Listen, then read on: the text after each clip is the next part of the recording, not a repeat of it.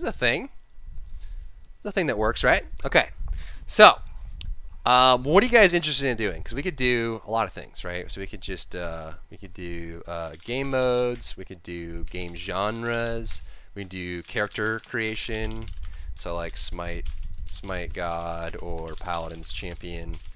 We could talk about general theory, which might be a little drier for some of you guys. Get it? What do you guys think? Characters.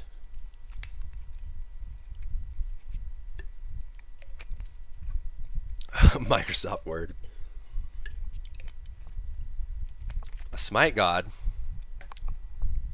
Sounds like characters is the most interesting. Yeah, the dry humor. Yeah. All the above. Okay. Alright, let's do a God. I haven't touched SMITE in so long. This will be kind of a fun exercise for me too. So we're looking to do design a God for SMITE, right? So we know that we need a role. Whoa, buddy. We need a role. We need a gender. We need we probably don't have to use a real God. And then we need a primary attack, a ability 1, ability 2, ability 3, ultimate, and passive, right? So those are all the things we need to actually make a SMITE God. God or goddess. So let's go through this and let's do a chat thing. So the first thing we want to pick from, let's see if I can just clean this up a little bit. First, so from, let's do it. What's the role? What role do we want to do? Do we want to do assassin? We want to do a support? Because I think part of one of the things I really like about this process is really trying to keep in mind what you're trying to get to at the end, right? So like you don't really want to just fire from the hip and say, I want a thing with a bow, right? You want to think, okay, if we're doing a specific role, what do we start with? Okay, looks like assassin's it. Okay, so this is an assassin. So from here, this will be an interesting one for me because I'm so off on SMITE. But so what does that mean? What does an assassin mean to you guys? To me, it's burst potential, right? The ability to get in and assassinate someone. So usually it means a small damage window, time period, with a high damage spike. So their DPS overall is low, and their ability to give sustained damage is also very weak, right? So if they're in a long fight, they can't do it. But burst potential is really, really important for an assassin. Mobility is a good one as well. Yeah, mobility / movement. Generally, in order to assassinate someone, you need to get behind a backline or find someone or pick them off, right? And mobility supports that pretty highly. High skill, I wouldn't say is something that is role specific, right? Because you can make a high skill character in any role. You can make a high skill guardian, you can make a high skill any other role, right? Outplay potential, I think, is also not role specific. This is really just down to the fundamental building blocks of what it is an assassin. Outplay potential is probably a little closer than high skill, just because the burst mentality generally leads itself to being outplayed, right? Because if you can find the right window and react at the right time and hit everything, but you can also do that with mages, you can do that with hunters, right? If on her gets a good stun, something like that. Squishiness is probably a fair one, so I would say low HP, low survivability. And this is separate from mobility, right? It's generally if you find an assassin or a mage or a hunter, they don't really have the meat that a warrior or a guardian would have, right? Just generally their time to death or time to kill is a lot lower because they're just squishier. Single target. Is single target true? Can you guys think of assassins that do AoE? They are mostly single target, and mages are really good at AoE, but is that something that's worth putting in kind of like your agnostic pillar list of things that make an assassin, right? CC maybe. Yeah, so primarily single target. Okay. So this is a pretty good list here. So we got burst potential, mobility, movement, low survivability, and primarily a single target. So from there, we can swing back around to gender here and kind of get the character built. But at a high level, knowing that these are the goals, what are the things that you really try to look for first, right? So like what are we trying to accomplish with this character? So like at a high level, I like to call it theme or general direction, right? It's okay, Leah. Shush. No. Down. Good girl. So like, what's the theme here, right? So like some general ideas of themes. It's like Bastet. Jump in, jump out, bleed, damage, direct AI units, right? So like her playstyle is bob and weave, jump in, jump out, poke, poke, poke, go for the kill, get the damage with the cats on there, let the cats sustain it, slow with a range. So she's very much like this. She sits at like medium range, short range. She just goes back and forth, right? So Thor could be sustained close damage, high bursts of mobility with hammer ultimate, right? So the ability to kind of jump in, get a lot of bursts onto it, and then consistent damage, right? So he has the auto attack damage done in there. So do we want this to be kind of like a melee, kind of like auto attack assassin? Is this a ability based assassin? That's probably a good one to start with. Ability or auto attack or hybrid, right? Because there's some assassins that are pretty good with their in hands, right? They'll get close, they'll stay there, they actually scale pretty decently. Then they're all just ability based ones that, you know, they go out, you know, like they pick up penetration, they pick up a lot of damage on there. So it's really just all about getting those abilities. When those abilities are down, they're kind of useless, right? Some mixture, auto, stance switch assassin. Let's chill out for a second with the stance switching. Unless everyone really wants to do a stance switcher. Stance switchers are a little harder to do, but I'm down for it if you guys really have interest in it. Late game. A better Loki. Okay, well Loki is kind of like a mixture. He's kind of like a hybrid. Let's do a hybrid. So hybrid. Generally with the hybrids, you get like decent ability damage early game, and then scale well with power and pen, right? So they kind of have like this mixture here, like probably Hunbats or Naja or Loki are good ones. Naja's probably more, I don't know, I mean you guys probably know better than I do at this point, but he's probably more of a, did you catch that? He's probably more of a late game, but with those rings, the rings do decently. Stance switch assassin hybrid. Oh my gosh, you guys are crazy. Alright, let's do it. Alright, so we're going to do a hybrid stance switcher. Right? That sounds wild. So by hybrid we mean decent, you know, a mixture of ability damage and late game scaling. Not necessarily the highest late game scaling, but they get decent amounts, so they do well with power and pen, as most like middle of the road assassins do. And we want stance switching. So stance switching is a completely different beast. Stance switching is something you really have to me, and this is a personal preference as a designer, stance switching is the most successful when you can find good synergies between the two, right? So I think something like Hell, where all of our abilities are exact same. They have different benefits, right? So you have Orb that heals or Orb that damages. You have AoE Pulse that slows or AoE Pulse that cleanses. You have the AoE Pulse that does damage, AoE Pulse that heals, right? So like there's a duality there that's actually pretty interesting that lends itself into the stance switching. Same thing for Tyr, right? I think Tyr is also a pretty successful stance switcher in that he has a charge, right? He's got the swing. He's got those things that really kind of play into it. And then when you stance switch, it either knocks him back or it picks him up, and you can throw him and knock him, those kind of things. But there's enough inherent simplicity built into the abilities on both sides of the stance that it's almost easy to understand what's going on with the abilities, right? You know that your one is your projectile that hits an enemy. And if you're in white stance, it heals. If you're in dark stance, it does damage. But you know that your one kind of behaves the same way most of the time. So I think those to me are the most successful stance switching. The ones that are like really high end, like super, like really difficult to play, high skill cap, are the ones where they get a completely different set of abilities, and that can be really fun. But to me, you have to really make the stances like kind of different, right? Or like almost they transform into something, or they become something completely different that it like lets the player know that something has changed, so it's not the same there.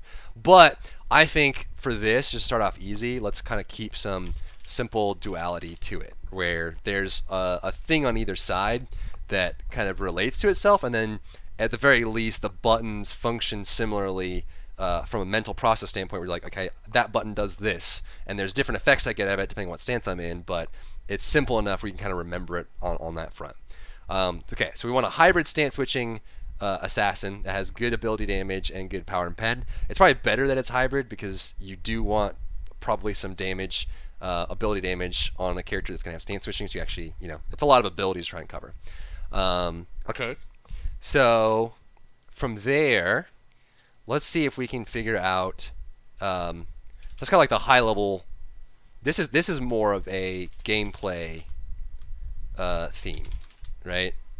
Not even that. It's almost like an overall theme. But from there, I think we should try to think about a gameplay theme, which is what's the general gameplay of playing this character, right? Bastet, jump in, poke, get out. Jump in, poke, get out. So if we're going to do this from a stance switching standpoint, generally what plays well, like because let's do this real quick. Let's brainstorm. What is stance switching, right? Like what do you guys think about when you think about having two sets of things and swapping between them, right? I think weapon swapping is very natural, right? People tend to have, I have my Glock in my left hand and my Magnum in my other hand, right? And you have the ability to switch back and forth. Weapon swapping is very, very natural for stance switching because you have your shurikens and your kunai, or you have your this and your that, right? So like it allows you to have that difference there. But what are some other things that are really good for like thematic, very high level? Don't think too granular, just very high level. What do you think about when you have two sets of things that you switch between?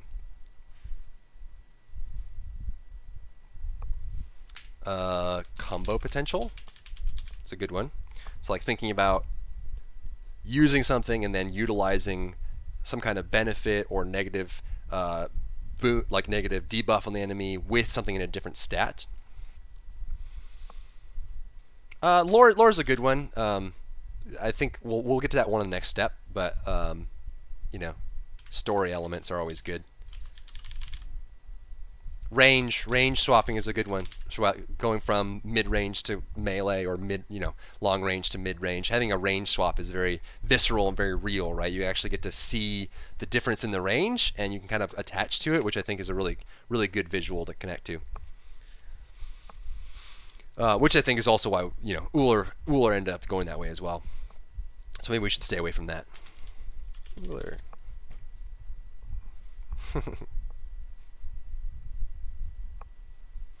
Yeah, but what are some cool ideas to actually have? Oh, AoE single target.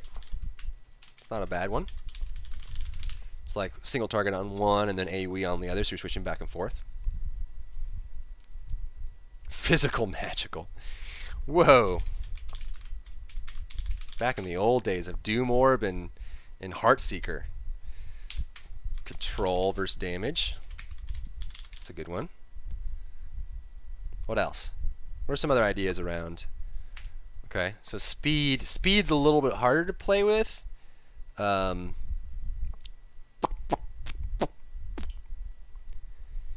you could probably go like mobility, survivability versus damage. I switch between those. Crit Freya was pretty cool. Yeah. I know, baby girl. It's okay. It's okay. I know. Okay, which one of these is the coolest? Physical magical jumps out to me. Although that one is probably, that's a taller task to actually make that make sense. Multiverse damage is also Uller, yeah. So you can see that Uller, I think, was also a very successful stance swapping. Shh, it's okay, sweetheart. It's okay. Burst sustain damage. That also could go into the hybridization, right? So you could say that maybe Leah down. I love you. Stance 1 is your ability damage, and then stance 2 is your late game scaling, right? Your in hand damage. It's also a cool idea. Invisibility, CC visibility plus damage. It's kind of hard to tie those together thematically. I mean, they just don't relate to each other, I should say, right? Because like being invisible is kind of irrespective of dealing damage in general.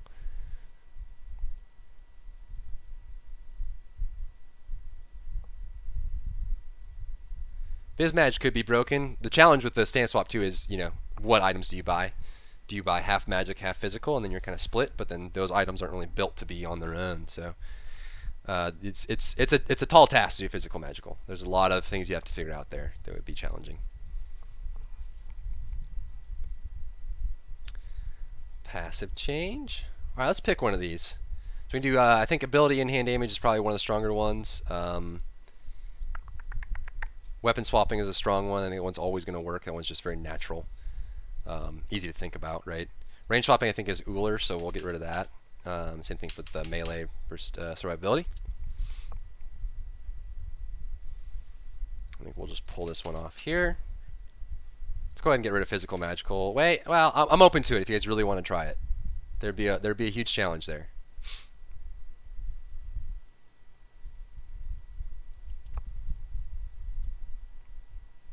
Single target AoE. Alright, we'll do the last one. Boom. Okay. So the gameplay theme is stance swapping between ability damage and in-hand damage, which means the extension of that is going to be probably early game, more time in stance 1, and then stance 2 is going to be probably more a mid to late game, right? So what is the general flow? Like, do we want them to be... Generally, I think stance swappers are the most successful when you want to spend about equal time between the two stances. I think it's almost like a wasted opportunity if you have a stance swapper where you spend a majority of your time in one stance, because I think that's not really where the stance swapping comes from. You could have like a passive or another ability or something that plays into it, or an aura that gets a similar effect as the other stance would, rather than just kind of pulling into that. You can only swap once. They need to stance swap to get a kill. So what's more broad than that? Because that's very specific. Do we want to do 50%, 50-50 each stance?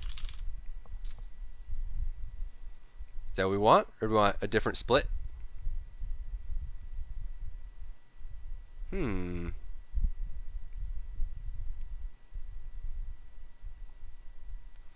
Yeah. No, this is just an exercise, Whiskey Papa. This isn't anything real. I don't work on the SMITE team. So, this isn't going to do anything. It's a lot of time in melee.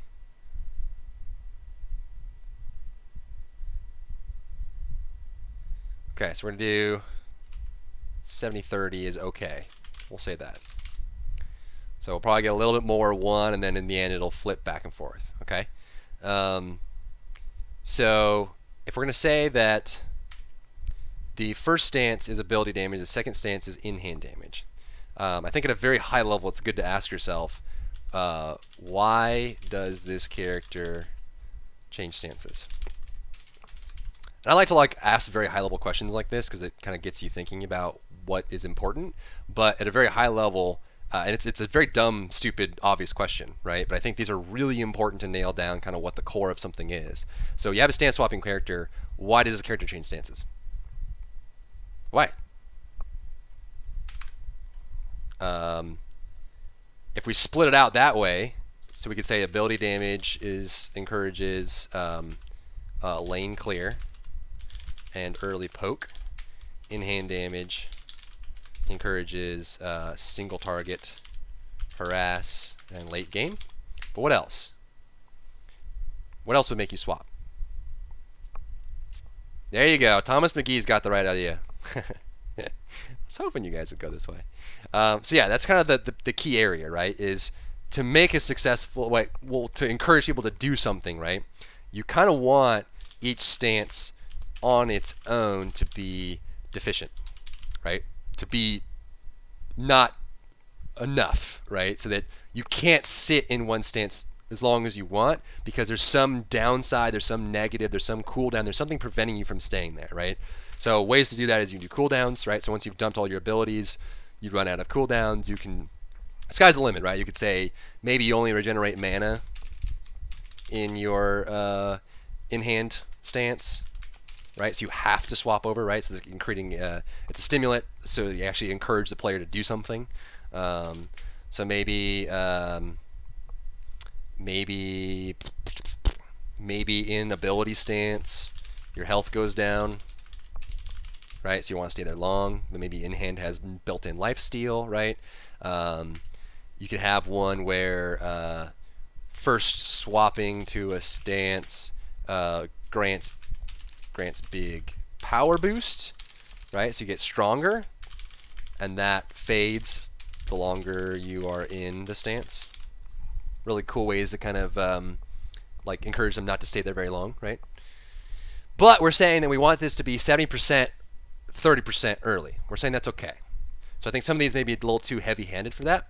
The mana one, maybe not. Like you could say that you dump all your abilities in the ability stance, and then you go straight over to your second stance to get the mana back and auto attack and clean up and go back and forth. But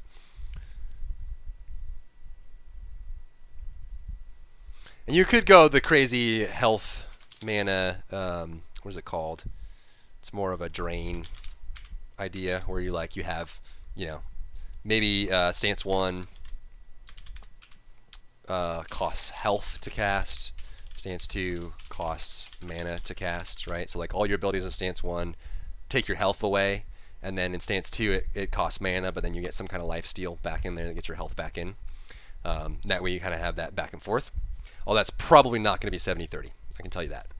It's probably closer to 50-50, if not probably 40-60, because if you're draining your health a lot in stance 1, you don't want the recovery in stance 2 to be high enough where you can stay there a short period of time. So you almost, to balance it, you'd want them to be in the life steal stance more often, so that's a little weaker and they have to kind of build it up. You could also say abilities. That's a cool idea, Whiskey Papa. Abilities can only be cast once before swapping again. Right, so if you're in the ability stance, you have to. They go on infinite cooldown until you use stance swap. Let me ask this. This is an interesting one. Can I trigger the stance swap myself? It's kind of a fun question, right? Just kind of challenges what people expect of a given system, right? Like I like challenging the norm and kind of creating something else, right? So I think people expect to be able to do it, but it's a fair question to say, can I trigger the stance swap myself, or is there some other mechanism that causes me to change stances? I will caution that by saying that generally players don't enjoy losing control, right? So if a major event is triggered not by my doing, it frustrates me.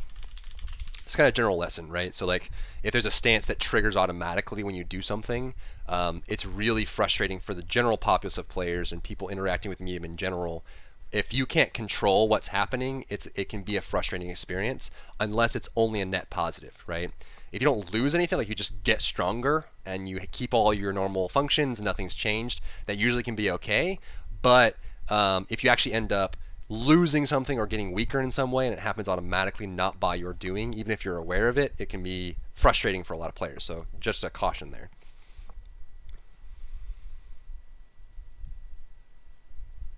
Hitting ability changes the stance. I don't know what Kukulchlane. I don't know how to say that name. I don't know what his kid is. Sorry. It sounds like he has something similar. Factor in skill and can manage automatic skill. So the question is, can he trigger it automatically? Can he or she trigger this on their own, or do they have to stance swap something else? One of the side benefits of having, like, you could have the, like, if you don't have it as an active button, you can reclaim that button for something else.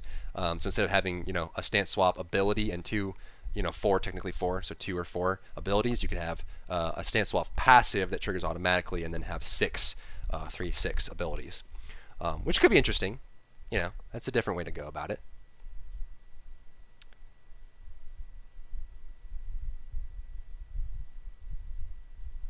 It is a fair point, Alai. I think having it should, whether it's triggered or not, it should be an active part of the kit, because I think in general stance swappers should be a very active character, kind of going back and forth and keeping track of things and measuring things and timing things and doing all that kind of stuff. It's usually it's a mentality that I enjoy. I like having high octane action that's very precise and specific when you're kind of building through it. RNG based stances are tough. RNG is a very powerful tool, but it also is a cruel mistress if you misuse it. When he has 85% rage, you rage and switch to a monster, and he has different abilities. Oh, that's cool.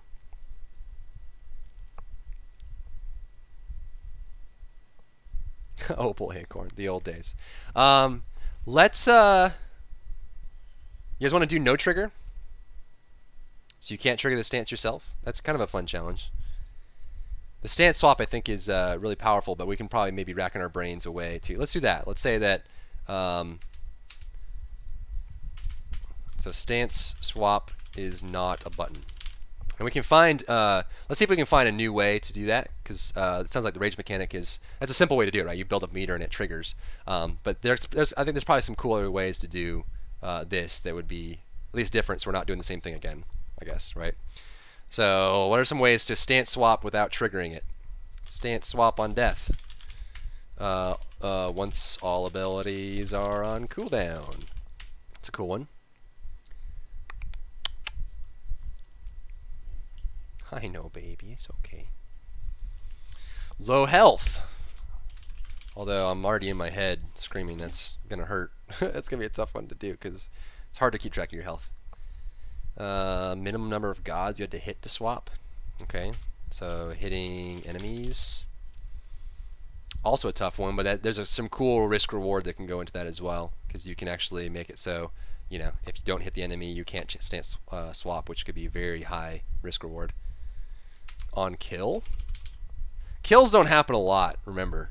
So the 730 you guys are talking about up here is going to be really hard to, it's going to turn into like a 95.5 on kills. I mean, you can even do assists, but even then, those are so infrequent that it's too difficult for normal gameplay. Is somebody home, Leah? Trying to get somebody? Old Rat. I remember Old Rat. You do on a timer. Timer is, I think also, the reason I think I like all abilities are on cooldown the most. I think on death is not that great. Leah, stop. You're done. Down. Good girl. I love you. So on death is tough because you don't really want to encourage people to do bad things, and death is a bad thing, and so encouraging the player to die a lot is not great. Low health is tough, I think, because it's just hard to keep track of your health percentage-wise or general in general. It's just hard to know exactly how much health you have and pay attention to it. Hitting enemies is an interesting one. I think that one could work pretty well. I think on kill is a tough one because they're just too infrequent. I also think on timer is a tough one for the reason that hitting abilities and using all abilities on cooldown are both things that the player can do, so they can indirectly trigger it by hand even though they're not pressing the button to trigger it, right? So I think those two are probably the best because it's almost like you have some control, and the more control you can give over this action, the better. So I think those are probably the best ones that we should look at. Right? Ah! That's kind of cool. So hitting enemies or all abilities on cooldown. Hitting enemies is really risk rewards. That would make that a very difficult character to play. Like super difficult. And also means that your locus of control wise, hitting enemies, locus control is a little bit split between you and the enemy. And what I mean by locus of control is that where is the power to do things residing, right? And I think with hitting enemies, you split the power to do things between you and the enemy, because the enemy can just back up to their tower, which means you can't change stances anymore, right? So they have some control over what you do, which is tough, and I think that would make that a really challenging character to play, and a pretty challenging character to design to be usable too, because you know it means that if you can't hit this, you're just not going to be able to use half the kit. I play a lot of things, DJ. I'm kind of all over the place. And I think from the standpoint here of like auto attack versus ability damage, we could do both. We could say that maybe hitting enemies is how you get out of the in hand, stance, and then all abilities on cooldown until you get out of the ability stance. Actually, I don't like that. That's too intense. It should be the same for both. It's too much to remember.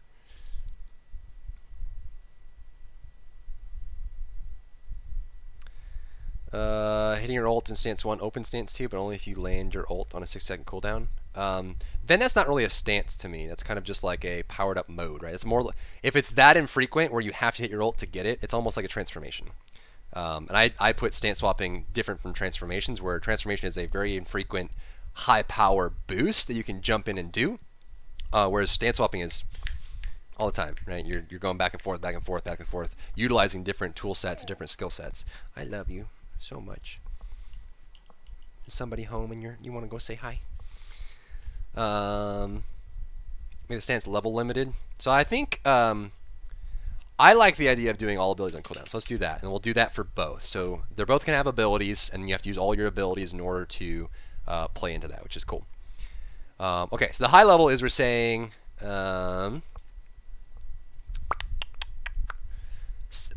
we want to have ability damage and in-hand damage. We want to have, you know, at a higher usage of one stance is okay as long as it swings back at the end of the game. The stance swap is not a button, so we have 3 abilities to make and some pieces there. Let's figure out general character. So gender, style, and maybe like aesthetic, right? It's like what's the general piece? So gender. Male, female, bug. Leah, it's okay. What's going on? Sweetheart.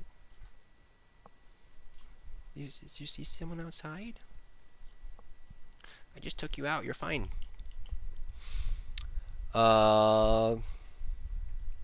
Monster girl. No. No whining. Down. Good girl. A man and a woman for the stance swapping. Oh my god. Yeah, why not? Both. It's both. Okay. Again, since it's a stance swapper, you want to actually have it so there's a connection, right? You don't want to just make a male, like you don't want like Hercules to stance swap into Aphrodite or something, right? You want to have, that's actually not, it's a bad example. You don't want like Hercules to stance swap into Discordia, right? Like there's just no connection. Like you want them to have some connection, some synergy, some similarities, right? So like what is a style thing that could be cool to actually connect these together? Like it's just general, like is this like energy? Is this weapons? Are they like in a, you know, like what's the kind of general style that they have?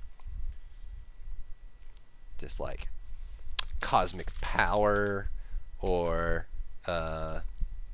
weapons of all kinds, weapons master. Is this martial artist?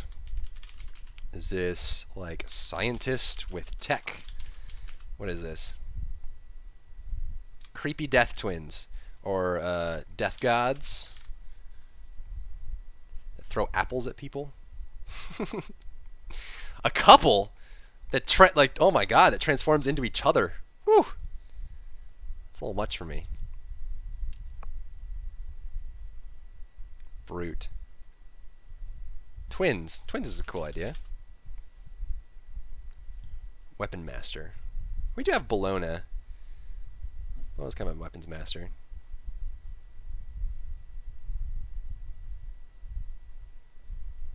What's up, D and Brandon? What's up, brother? Just doing a little experiment, seeing if anyone likes kind of doing design sessions or learning from that. Hi, baby girl. So what's kind of like, again, a high-level theme? I like the idea of twins. Twins is cool.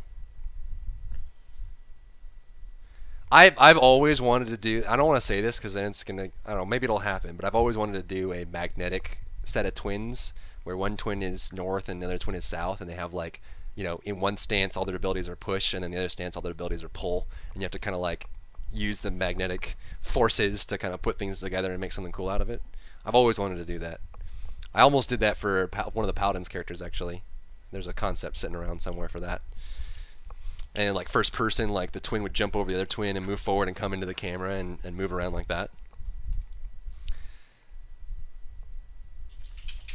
Too OP? No. Ideas aren't OP by themselves. There's always a way to change the balance of something via stats or by limitations or by frequency, right? There's always ways to change it. Ideas shouldn't be limited. Yeah. I don't want to do magnet twins. I already thought of that. Okay, let's get death out of there. I think. Weapons master, I think, is a little too cliche.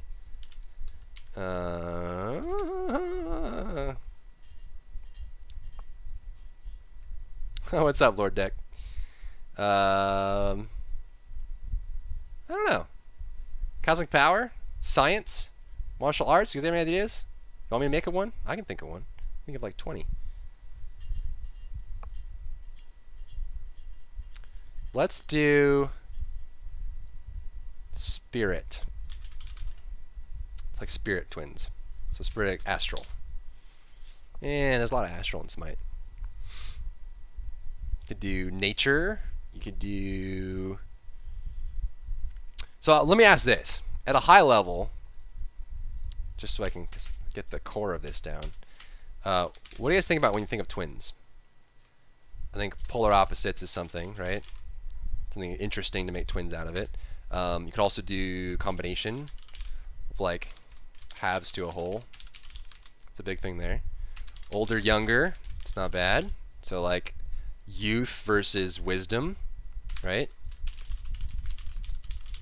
What else? What do you guys think about when you think of twins? Or like a pair of something? It's like a synergy. Harmony? Synergy, harmony, connection. Let's not get caught up on the technicality of older younger twins, okay? It's not. Let's good evil's not bad. It's like opposite, two sides of the same coin. It's also cool. You guys want to do good and evil? Hell's more dark and light, not necessarily good and evil. But I mean, we could spin that in a different way. Roses have thorns, but they're mainly looked at as a beauty thing. Yeah, so like danger, comfort, something like that. Wise, dumb, order, chaos. Smart, dim. Let's do older, younger, because I think that's a pretty wicked twist. Yeah. So what's kind of the spot what would bring that together, right? So if you have a wise versus kind of like the youth spirit between the two of them, what kind of style or aesthetic would bring that together, right?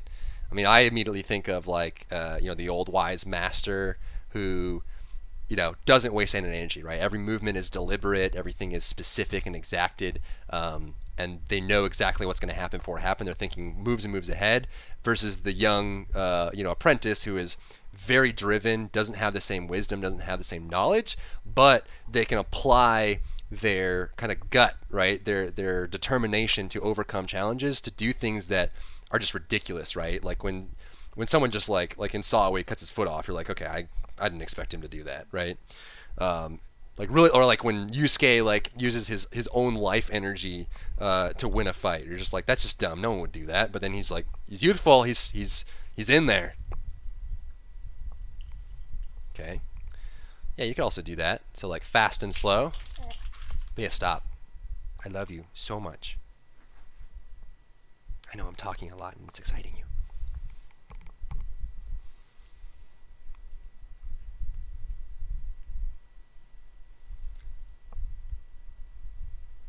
Okay, yeah, speed is probably actually a decent direction on that, for sure. You could do vision. There's an interesting twist. So yeah, kind of playing with their ability to see what's happening. That's an interesting twist. Okay. So what? It sounds like we're kind of in a rut of thinking about martial artists from that standpoint. Is there anything else we can think of that would have old versus young? You could do plants, right? You could have something, you know, just germinating versus something that is has been aged for a long time. You could do what visual represents age? Like what's something that's old? Trees get really old. Planets, cosmic energy is really, really old. Usually something kind of otherworldly is old. Rocks, minerals, Marie, are old.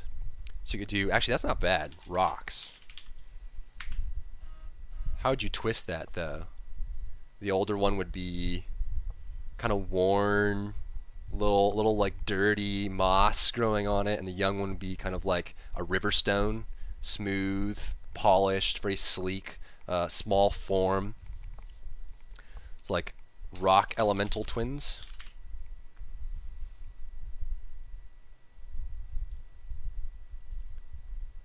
Calm versus storm.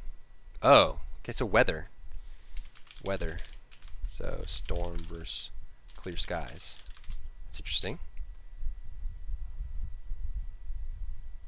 Oh, ice and water. Ancient versus modern. Tech. It's not a bad one.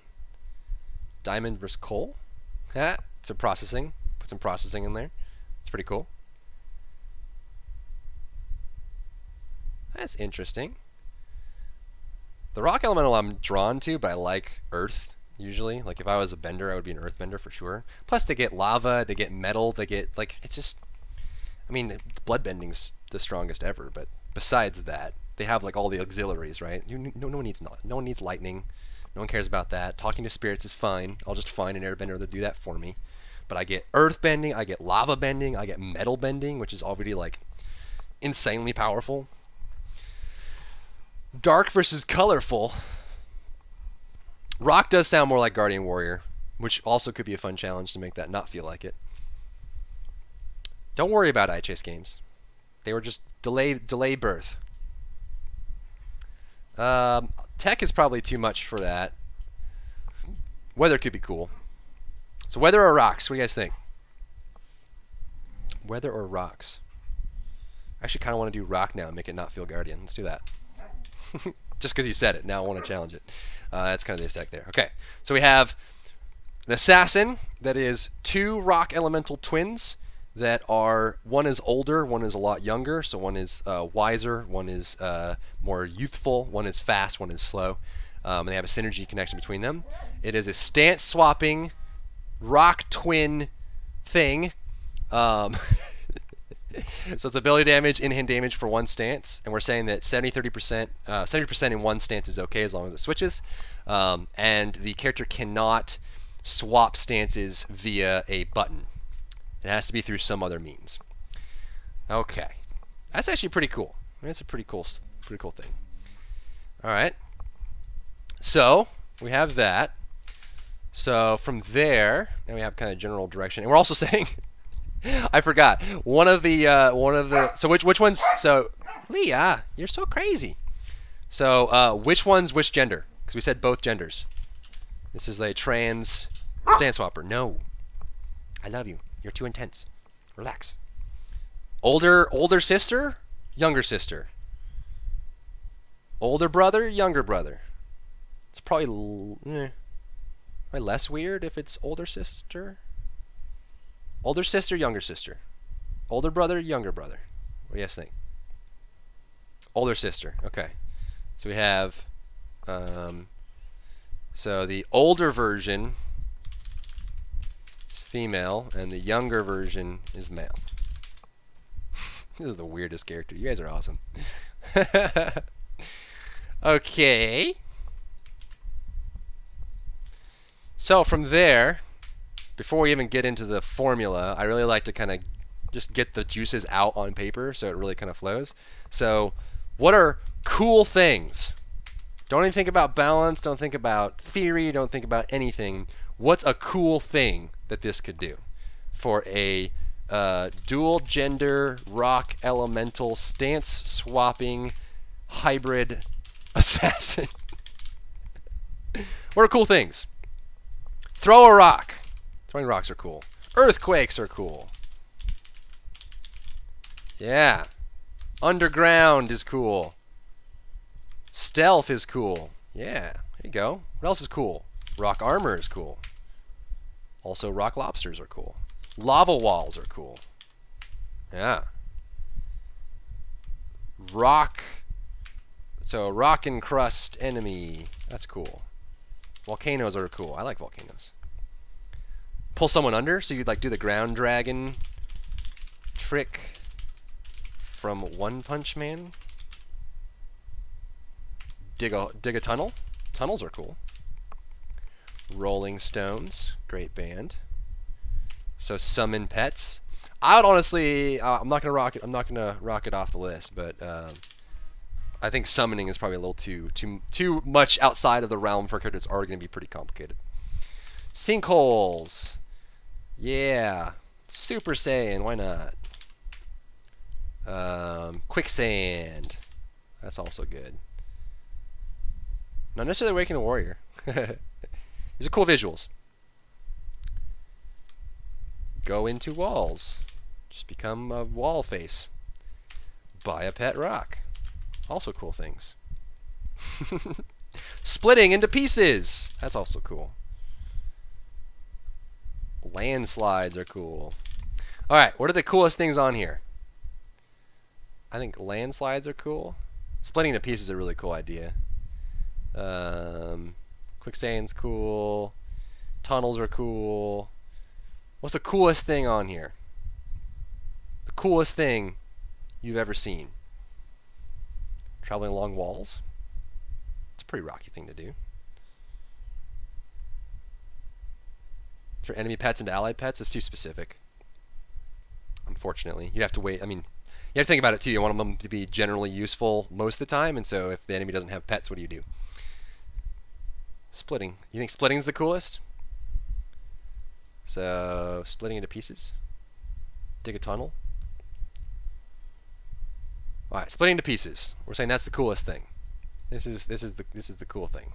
I'm gonna make it yellow because yellow's a cool thing. Okay. So from there, we really want to incorporate splitting into pieces. We really want a way to do that. So the first thing I think is going to be stance trigger. How do you trigger the stance? I think we said what? It was use all abilities on cooldown? Yeah, so once all abilities are on cooldown in a stance, the stance automatically switches.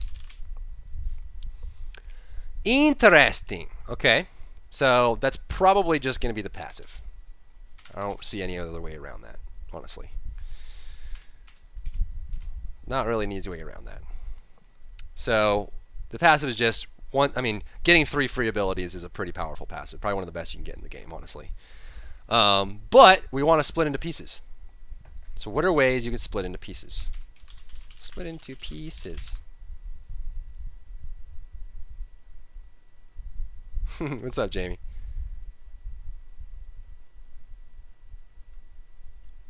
How do you split into pieces? Taking damage, dealing damage.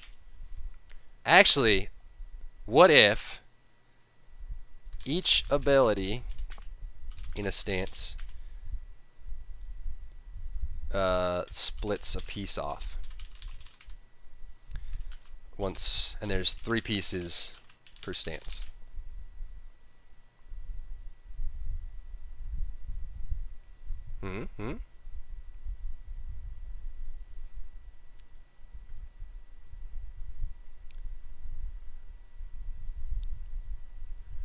Breaks parts of them off and enhances autos after you split everything. Or you could say, so older sister is a, wait, so let's do this. Which stance is which? So ability stance is older sister, and in hand is younger brother. Is that how this works? Or is it the other way around? Oh, there's an Oni-chan.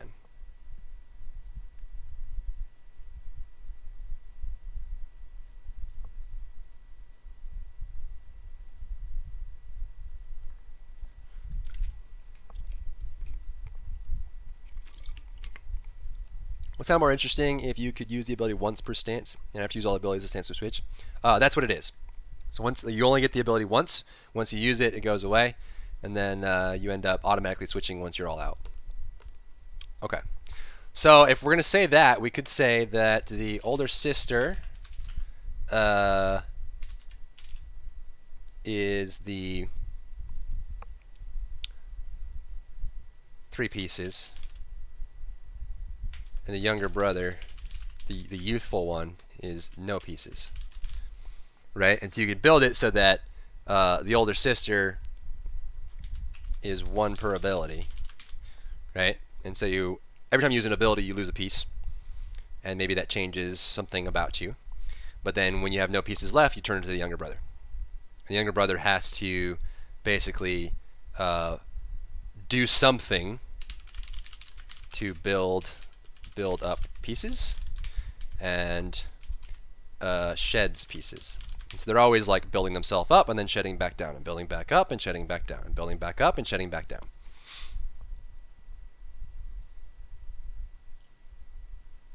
How would you jungle clear? Man, you are way too far ahead right now. It's all in the details, baby. It's all in the details. Not right now, Jamie, no. So how about that? Yeah? Remember, this is an assassin. We do want an assassin that is bursty, right? Bursty, has decent mobility, can get in and kill, and we want mostly single target.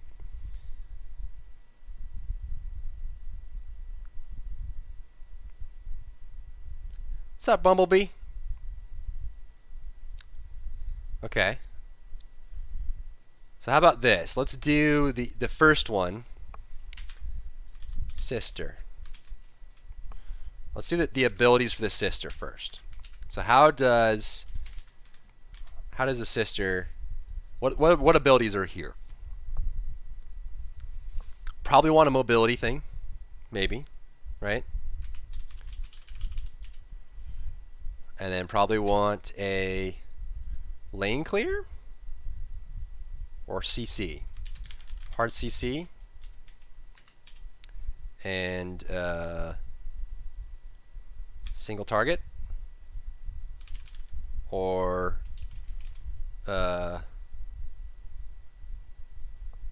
like single target attack, something like that. Yeah.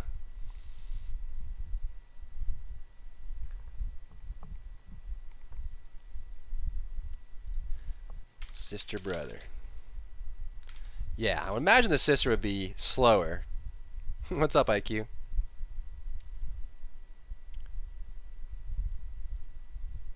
Yeah, that's what I was thinking, RK9. That's really cool. So you can actually have like the brother revealed from underneath. Okay. So how about this? What's a mobility aspect for the sister? Could be cool. You could do dash, you could do jump, you could do roll, you could do speed boost, or you can do not at all. I think, or you can do tunnels. But I think the tunnels probably need to play a bigger role. Tunnels is a little bit difficult for assassin. It would probably have to be like a tunnel. Like a tunnel, I think is better for an assassin.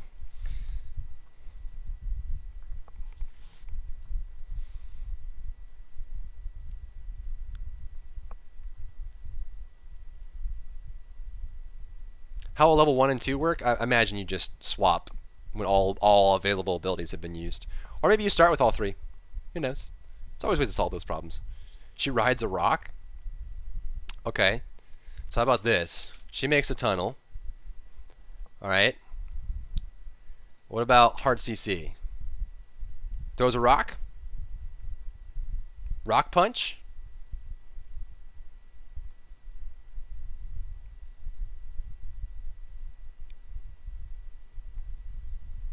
What else do we have over here? Earthquake, volcano.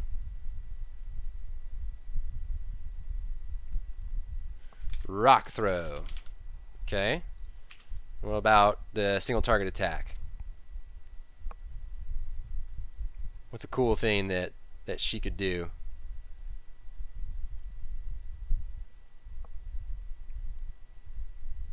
Or is it an attack? Might be cool if this was like a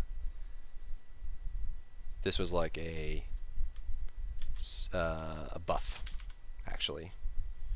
I mean, it's kind of, well, it's an assassin. It's kind of hard to get away from that.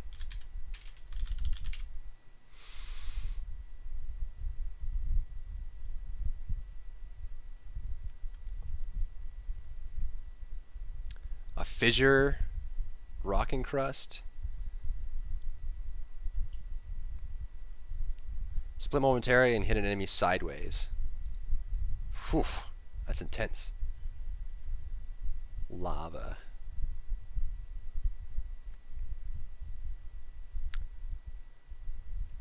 No, I think the ability character needs to have a kind of thing, right? That can burst.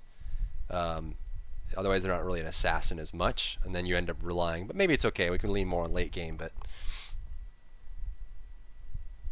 Ground punch does line damage.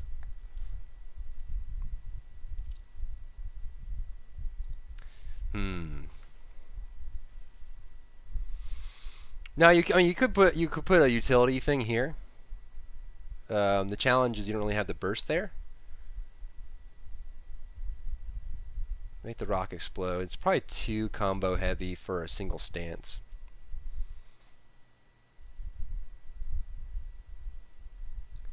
Or would the rock just hang out and you just detonate it?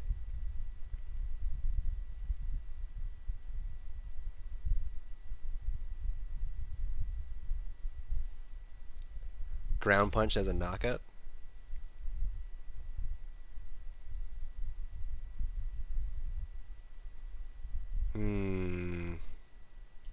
I actually like the vision thing. The weird part, though, is actually when you're doing it and you're forcing them to use this to switch stances, they may not want to do it then. Yeah, so let's do that.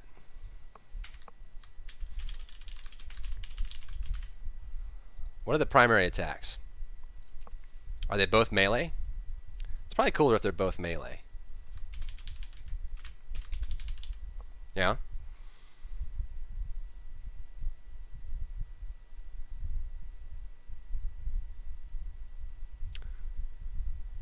We already have ranged with Uller.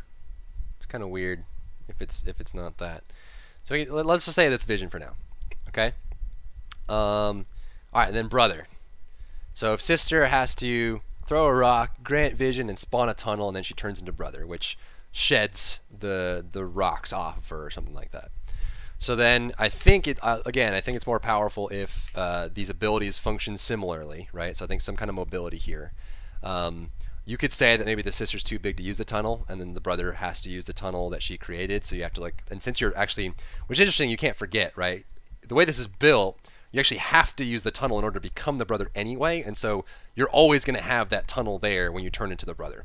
So actually some nice synergy that's already kind of coming out of that, right? So you're going to have the tunnel there. Granted, it may not be where you want it to be, so maybe he can like reposition tunnel, or extend tunnel, or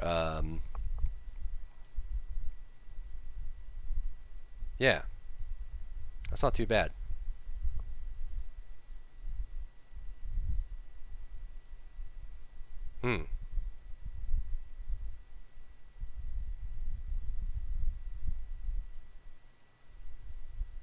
Yeah, I don't want to do one melee, one range though, Invictus, just because Uller exists.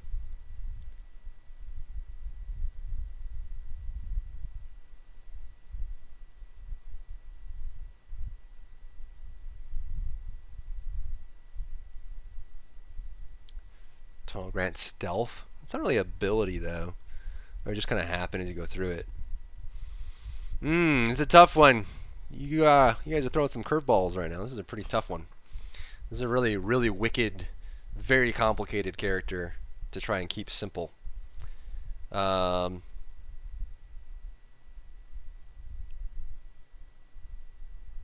grant stealth.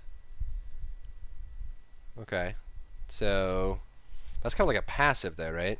Which is probably fine for auto attack character. So tunnel grants buff.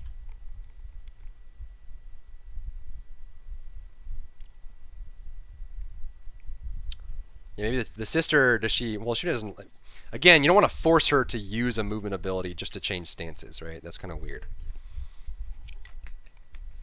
So I think she creates it, and then she can use it if she wants.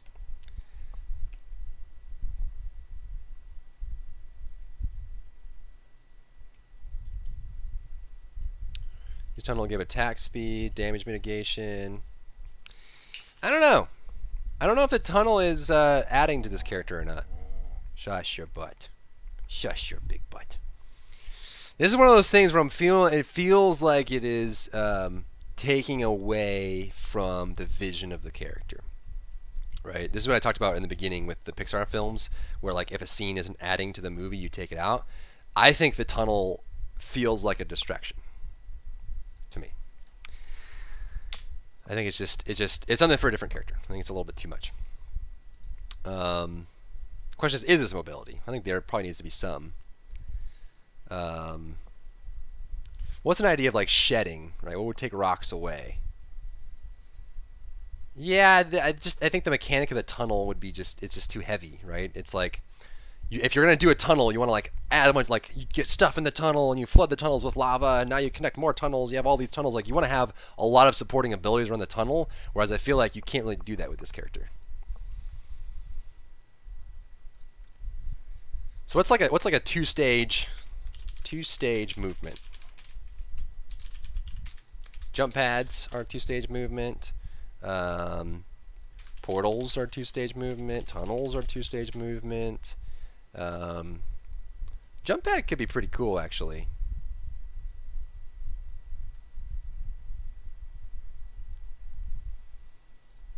Jump pad? Rock slide?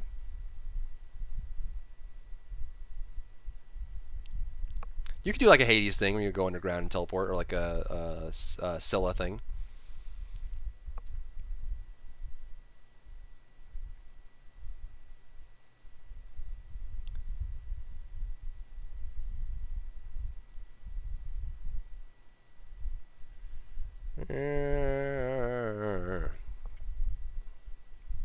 This is kind of weird. What if we put that there?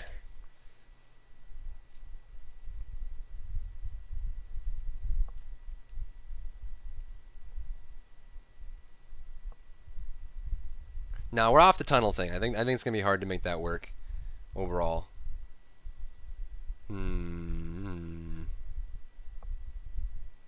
Jump pad's a little simpler because there's not, you just have a jump pad. I think tunnels usually, I mean, it's just like a singular thing when you just jump on it and you get a boost, right? Whereas tunnels, I think there's a lot of questions and stipulations around how you connect them together, how you use them, what they do, can you have more of them, that kind of thing, where it's just like a jump pad. Okay, so I move Vision to Brother because I think that's going to be a little bit easier for him. And then what's something you can do with the jump pad? So if the sister creates it, what does the brother? Brother uses it. Brother consumes it.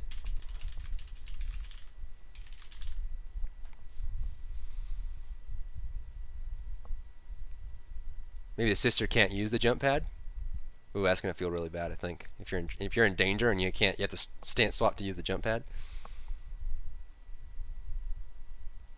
Man,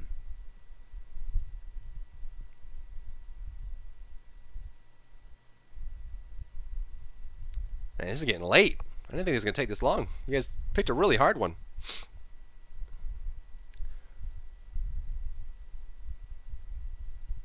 Single target instead of a kick, and then punch like an earthbender. Rock into explosion for dash. Jump in, makes a spike, then can throw rock into an AoE explosion for dash, so it's a brother for cone damage. Okay, let's try this, and then let's do rock throw, and then brother. Let's get these kind of on there, brother and sister. So brother for hard CC. If she throws a rock, because she sheds it, he probably needs to build a rock, right? So maybe covers himself in rock, something like that. Build it up, build it down.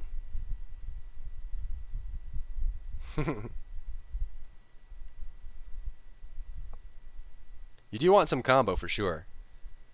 I think that's kind of where the jump pad rock throw could come into, which would be pretty cool.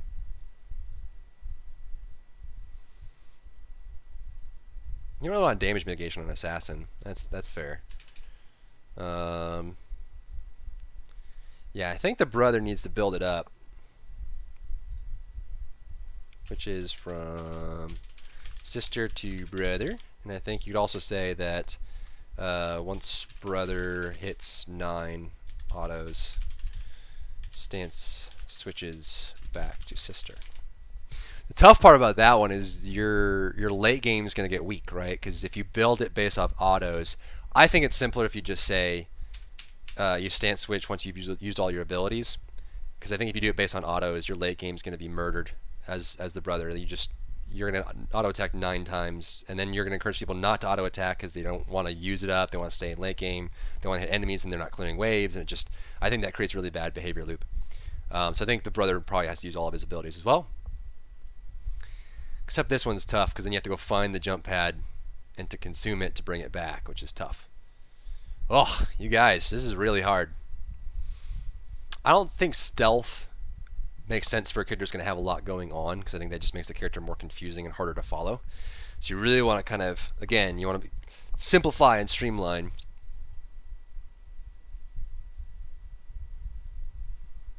So you could say, yeah, collects mud, slows in an area around him, right?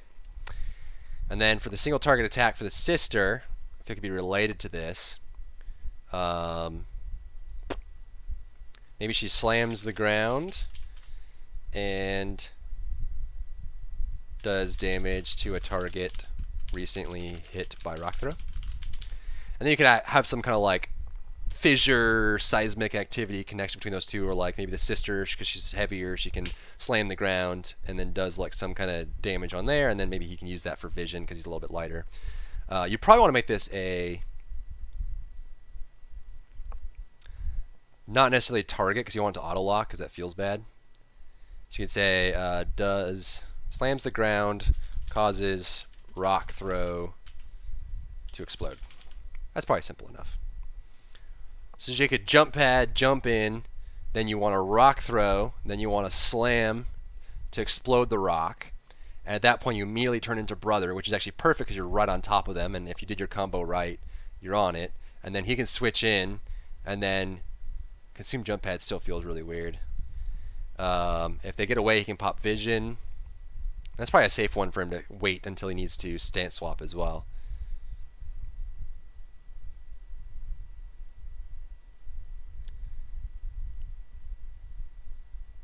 Stance swapping for the jump pad. Okay. No jump pad. I don't want to do dash because dash is so generic. But I agree. I think jump pad's probably a little too much. I think dash is probably the safest. It always is safest.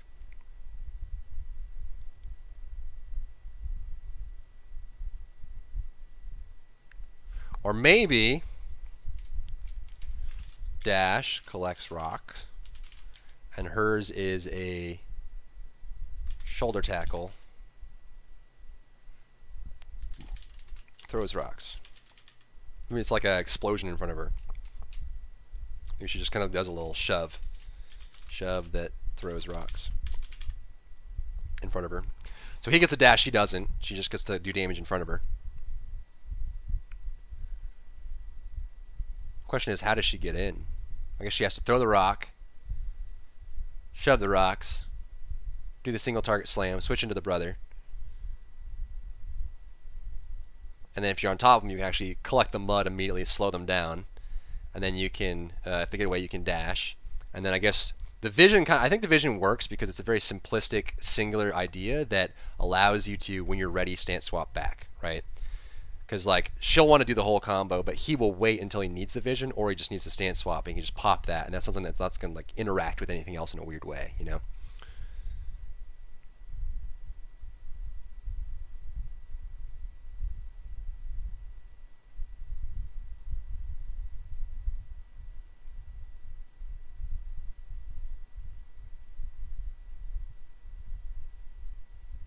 You could do that. You could do a movement speed buff for the sister. She just walks faster. You also want her to be using this to clear the way. She probably wants to rock throw and then do that. So you can do move speed. It's kind of flat, but it's functional, highly functional. So you can move speed buff for the sister. She can run, helps her getting as the rock throw, and then she can do the slam, which detonates the rock throw. And at that point, she changes into the brother after losing all the rocks. Collect the mud around him for the slow. You can do a vision and a dash, but he's all about just meleeing.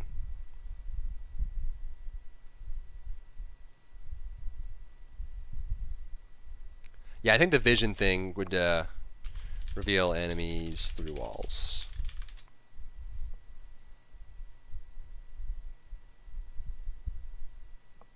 Well, I think the big thing is the brother's kind of, he's just there to hit people, right? He may hit really hard, but he doesn't really got anything else. Yeah, this is a really tough one, guys. This is a really, really hard one, for sure. This is a lot to rally in and probably way more effort for the time than I have, but this is a really cool exercise. So let's just close it out. What about ultimate? They probably have the same ultimate. I think it's weird that they have different ultimates because you have to worry about what stance you're in when you trigger it. So what is the ultimate? What brings all this together? What is the creme de la creme? The cream of the crop.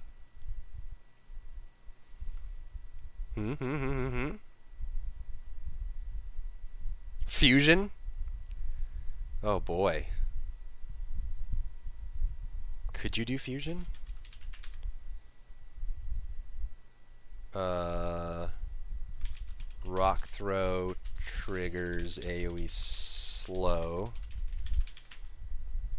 Slam makes rock explode and grants vision. After dash, movement speed buff.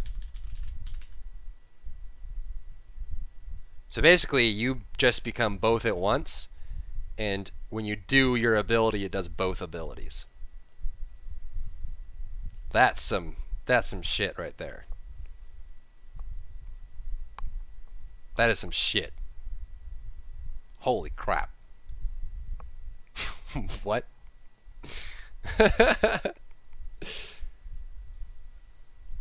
That's kind of cool. Because you're melee no matter what, so your movement's not going to matter. But the weird, this is weird. Because then you have to be on top of someone when you throw, because then, or maybe trigger the slow on hit. It's like where the rock lands. It does the ability that the brother has. And then when you slam, you cause the rock to explode, but you also trigger the vision. And then after you dash, you get the movement speed buff that the sister would get. So you basically get your rock twins becoming one rock. You're bouldering together. It's family bouldering instead of family bonding. That's all I got.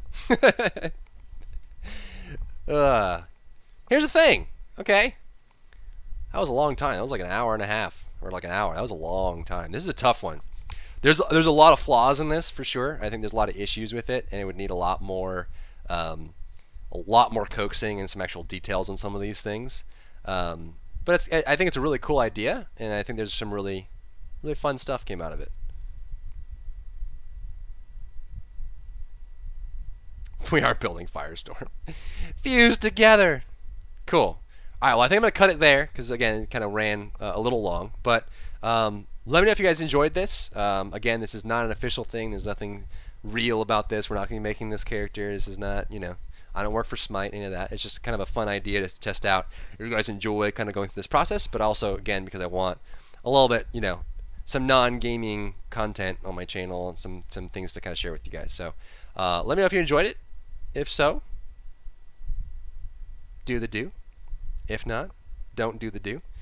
But I think I'm going to go ahead and wrap up there, and then I'm going to end the stream on that note too. But it was really fun. Thank you so much for all the ideas, guys.